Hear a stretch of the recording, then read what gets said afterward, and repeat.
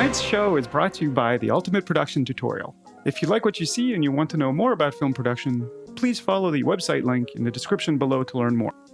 While you're there, you can check out my show notes, where you can double-check my references, comment, and act like the film critic I know you are. Thanks. Also, all of the items on the website are affiliate links, so if you find anything of interest, please click on through. Finally, please subscribe, follow, like, share, comment, pray, and send good vibes to help us keep delivering great content.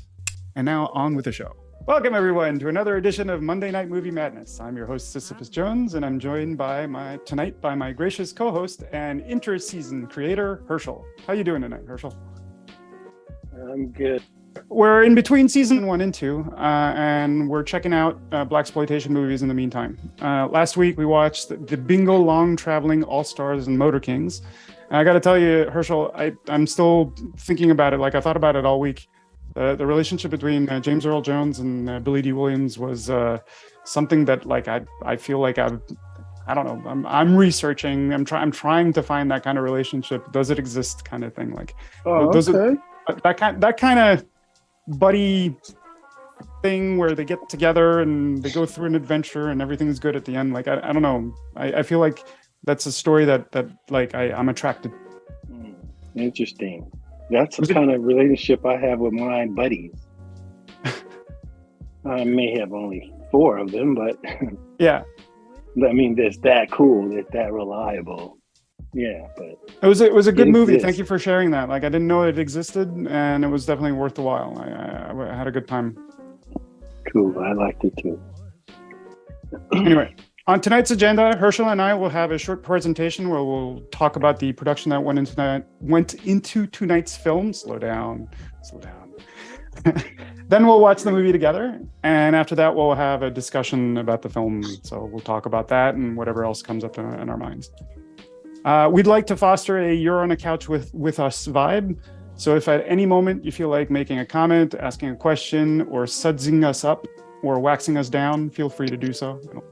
So tonight's film is Carwash. It was directed by Michael Schultz. We know Michael Schultz from a previous movie, Cooley High, from the first movie that we watched. It was released in 1976 and has an all-star cast of all kinds of actors, from George Carlin to Richard Pryor to Garrett Morris, who was also in Cooley High, to Danny DeVito, an unlisted Danny DeVito because his scenes were cut out. Yeah, there's an all-star cast of people, Ivan Dixon and Antonio Fargas, who plays a very funny role in the movie called Lindy. The movie had a budget of $2 million, and it grossed $20 million when it came out. So the studio is very happy with that. And because I did this math last week, I want to point out what that means in numbers. In 1976, the average price for a movie ticket was $2.13. So it sold 10 million tickets, pretty much. Little Mermaid, that came out 2 weekends ago, sold 11 million tickets. So Little Mermaid was not a flop, but it wasn't like a great film. And this one did, for a small budget film that sort of was pushed towards Black people in specific, because a lot of studios didn't want to touch it because it was a movie for Black people, by Black people. It did very, very well. Black people spend money, that's for sure. Yeah, Black people do represent what? How big is the Black population in the States? It's about a third, yeah? I never cared to know. There's a lot of us. But... So Carwash, these are the ratings that you have on Rotten Tomatoes and on IMDb. I feel like these ratings aren't actually what it was like back in the 70s when the movie came out, though. The critics go crazy on it on Rotten Tomatoes, but the audience seems to find it really low. And if you read what the critics said back in the day, it almost seemed to be like the flip-flop. Like, the audience seemed to love it back in the day, and the critics seemed to sort of pan it a bit. It was selected as the official U.S. entry for the Cannes Film Festival in 1976, this particular film. And it won, and it was the only Black film that was placed in the Cannes Film Festival until Spike Lee did what was accepted in 1989 with Do the Right Thing. It won for best music, for the best soundtrack, music composition. And it also won for a technical, an award in technical excellence. Now, what is an award in technical excellence? Well, it was supposed to be the best picture for the United States, but there were two judges that didn't want this film to receive the best picture award, and there were two American judges. So all the other European judges were like, no, this should win, and there's these two judges that didn't want it to win, so they invented an award for it to win. And it was supposedly the equivalent of the Palme d'Or came out. The French really liked this film because they thought it was a political message about the working class rising against, the system kind of thing. And the director and the creator of the film were both like, they didn't really understand that it was just supposed to be a comedy. It was supposed to be a comedy that was very music driven. So, they saw what they saw, I guess. So this whole movie is because of this man. Gary Stromberg is a very, very, very interesting person. He's the epitome of the definition of being at the right time and the right place. He's a college dropout, also a military dropout. He became an assistant for a PR company, and he got the gig because he hung out at clubs and mingled with the musicians late at night. So like he'd wait until like after hours of the club and just would hang out and talk and schmooze and do that kind of thing. And he ended up finding a gig at 19 years old for a PR company. This PR company, he worked for a couple of years with this PR company, and then this PR company ended up opening a music a music division to their PR company. And he ended up working, because he was so big into music, they gave him the contracts to follow Ray Charles and Nancy Wilson, who's a jazz singer that I actually don't know. So he spent a year with them on the road, being the PR guys for these two acts. And after the year went off, or after he got off the year, he ended up creating his own PR company. And the first three clients he got were Three Dog Night, Steppenwolf, and The Doors. He was known as a party animal as far as PR is concerned. He didn't mind getting as drunk and fucked up as the bands that he was representing. So his name got around, and he ended up repping a whole bunch of people. His company, Gibson and Stromberg, became one of the largest PR companies in the music industry at the time. So this is how he came up with the movie. As he tells it, on a very loaded evening one night, after recently seeing the movie Nashville, he wanted to make a movie that was fully music driven. He wanted to make a musical that was based on a musical comedy that was based on like modern music, and wanted to do a day at a car wash, essentially. He pitched the idea for the musical. He wanted it to be a Broadway play. He pitched it to Universal, and Universal looked at him and says, what do you want to do with this in the end? Like, is this your final idea? It's just a musical? He says, no, I'd like to make it a movie. He's like, all right, here's $2 million for the movie. So that's an amazing story. But I think part of the sweetness of the product was that he convinced Universal that they didn't have to fully finance the film, that they could start with a small piece of financing, and the rest of the film was going to be financed by the soundtrack. So this was one of the main sales points, was the soundtrack. And it also became one of the first hires. So before the script was even written, the first thing he did was he hired a music composer for the movie. And this was a big marketing hit because they sold the record first. A month before the movie came out, they through payola and the pushing it on the radio kind of thing, they played this song everywhere. So everybody had the working at the car wash song. Wow, I'm off tune there. Cool.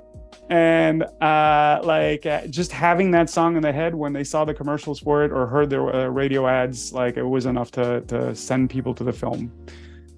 They also opened the film in Chicago downtown, and it was for the numbers. So it was the most diverse crowd, and a crowd that like would listen to that particular kind of music because disco and that kind of music was very popular in Chicago at the time.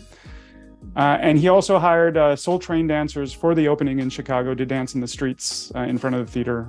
Yeah, so the concept of the what do they call the flash mob thing? Like they were doing that in '76 already. The producer that Stromberg ended up hiring is a guy named Norman Whitfield. I didn't know who this guy was.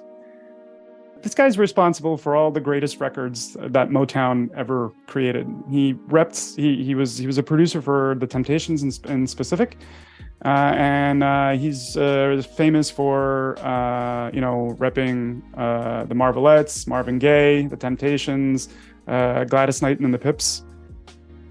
Down here, Pride and Joy is his song. Too Many Fish in the Sea by the Marvelettes is his song. Ain't Too Proud to Beg is his song. I Heard It Through the Grapevine is his song. Some of the biggest hits that Motown ever produced, he's responsible for it. And his story is that he was hanging out outside of Motown for a chance to work there. And Berry Gordy was, recognized that Whitfield was very persistent. Like he'd always hang out and Berry was like, who's this kid, whatever. And he would always be there. And then Berry Gordy ended up hiring him and made him head of quality control. So he basically had the job of saying what record was going to be released and what song was not. Then he became a songwriter, and he ended up taking over Smokey Robinson's role as the main producer for the Temptations in 1966 because his song Ain't Too Proud to Beg performed better on the charts than Robinson's Get Ready. So he's said to be the inventor of psychedelic soul, the psychedelic soul sound. The psychedelic soul sound is soul music plus like sound effects. So Stevie Wonder's Living for the City, where you hear all the city sounds and stuff, that would be like a similar song. Okay. Or a similar like a soundscape. Sound. Like yeah, exactly. Okay. Like, so it's music plus a soundscape of some sort that's, really well mixed within the song and stuff. The song Carwash was a number one chart-topping hit for like 3 weeks and was the biggest selling single in the 70s. That particular album, the Carwash album, the motion picture soundtrack album, had 3 number one hits on it at the same time. One of the other hits was I Want to Get Next to You by the same band, Rose Royce. Oh, yeah. Yeah. Oh, yeah. Because of this movie's success, Whitfield went ahead and worked with Michael Schultz on 2 other movies, Which Way Is Up and Last Dragon. So both of those movies are his soundtrack. Okay, so this movie was written by Joel Schumacher. I remember Joel Schumacher for Batman. I do remember him also for some other movies, but I didn't actually, it was sort of fuzzy what other movies he did. He's done a lot of movies that we know. Lost Boys, I didn't know that was him. I remember Flatliners. I forgot that he did Falling Down. I remember A Time to Kill. Phone Booth was good. 8mm, I forgot that was him. And St. Elmo's Fire. Like he's got a very eclectic sort of writing. And you're like, why would Joel Schumacher, I Put Nipples on the Batman, write a movie for Black people? Well, I knew him as a director. I didn't know that he was a writer. He was a writer for the movie Sparkle, which is a movie that we last week was what did we watch yesterday? Bingo Long, and the director who directed Bingo Long also directed Sparkle. And he also wrote for The Wiz. Who knew? And then there was Flawless and the Phantom of the Opera, which he made. And I just wanted to point out that for anybody that likes to play 6 Degrees of Kevin Bacon, we can connect Diane. Thank you, Diana Ross. I'm sorry, I had a brain fart. Diana Ross to Kevin Bacon in 3 moves. Diana Ross, in 1 move. Joel Schumacher, Flatliners, Kevin Bacon. There you go. He also wrote a specific line that's considered, and I don't remember this particular line, I saw it when I was 14. There's a line in this movie that's considered like the line of the movie, where the transgender character in the film, Lindy, says, I'm more of a man than you'll ever be and more of a woman than you'll ever get. And it was reused in 1999's Flawless by Philip Seymour Hoffman says it. So pretty funny. This is Michael Schultz. He had just come off directing Cooley High. Cooley High was 1975. He got this contract. And when he got this contract, like when Gary Stromberg approached him, he wasn't too sure whether or not he wanted to he wanted to be a part of this, because Cooley High got such critical acclaim that essentially any director would give him any amount of money to make a movie. So he wasn't sure whether or not he wanted this contract. But when he learned that Joel Schumacher was the writer for Sparkle, and that Whitfield was going to be a part of the movie, he's like, okay, I'm going to make this movie. He was happy to do it. He was a little bit afraid also of the fact that Stromberg was a first-time producer. He hadn't produced any movies before that. He supposedly had a couple of unorthodox filmmaking techniques in this film. He'd have music playing on set the whole time. So if you watch closely, the people in the background, the extras, and everything that's happening is happening in a rhythm.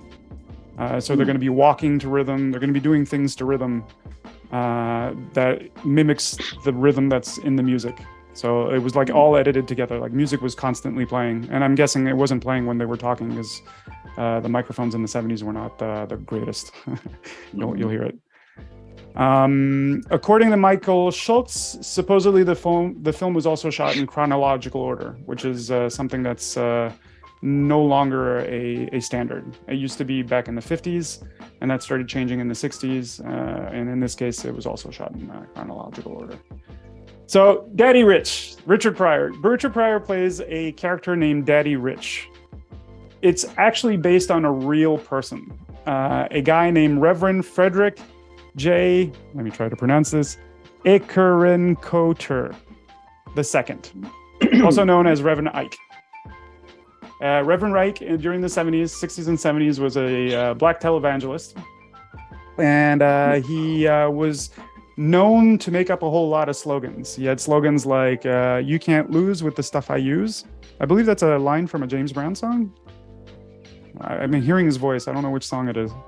I tried to look it up. I couldn't find it. Anyway, the best way to help the poor is not to be one of them. There's another line that he came up with. And get out of the ghetto and get into the Getmo. Yeah. He had a couple of scams while he, a televangelist, that would be normal. He used to sell these things called a prayer cloth for $25. I did the 1976 math. It would be considered $133 today. This is unconfirmed. The $25, I couldn't find when they were sold at $25. I don't know whether or not it was in the 1970s or like later. Right. And he would bless... Christmas font. Say that again, sorry? The Christmas font. Yeah, that font looks very familiar. Yeah, I thought that too. I'm not sure if this is the actual blessed cloth. I don't know if there was another place that did blessed cloth. Mm-hmm. But the idea is that he would bless each one of these pieces of cloth, and then you would take this and you would place it where you would want abundance. So if you wanted more money, you'd put it in your wallet. If you wanted more food, you'd put it in your fridge. If you wanted a baby, you'd put it in your underwear, and you'd have an abundance of babies. Nice. My mom must have had about 4 of those. Really? Well, we had 9 kids, first of all, and then she did watch that type of stuff. I don't know if my dad would have let her stick with that dude, though. He looked too slick. He's too slick. But they had prayer water and the blessed oils, and my mom was kind of into that stuff. So. Oh, that's funny. Well, speaking of too slick, he was the original hire for the Daddy Rich character. The way Gary Stromberg describes it is that Gary convinced him to do the movie, and when he showed up on set, he came in with a fleet of Rolls Royces for him and all his entourage. He did 1 day of shooting, and because he realized that he didn't have any control over the film, I think he was trying to put his creative opinion inside certain scenes. Right. The next day he left. He didn't even show up on set. And he told the crew, his assistant called the crew and told the crew that he decided not to make the movie because God told him it would be a bad idea to do the film. I got a question. Yeah. Can we do a Where Is He Now with this dude? Oh, we're definitely going to do that. I think he's dead. But he was let's see practicing until what his he 90s. ended before he was out. Yeah. After the film, for sure, I'm gonna write a note down. We're gonna go do that. For sure. So I'll leave you with a quote. So this is from Gary Stromberg. He says, "I've worked on a lot of various kinds of projects in my life. The things that work best are the things that come in easy and smooth. The things that you have to grind, sweat, and think and force it, they don't ever seem to work." That's what he says. I picked this quote because of all the sort of serendipitous things that seem to have happened to make this film. It seemed like it was a very easy film to make. Cool. So I don't have a final joke. I wish I did. It's the one thing that I didn't have a chance to work on it. But let's get watching the film. If you like what you see and you want to know more about film production, please follow the website link in the description below to learn more. While you're there, you can check out my show notes, where you can double check my references, comment, and act like the film critic I know you are. Also, all of the items on the website are affiliate links, so if you find anything of interest, please click on through. Finally, please subscribe, follow, like, share, comment, pray, and send good vibes to help us keep delivering great content.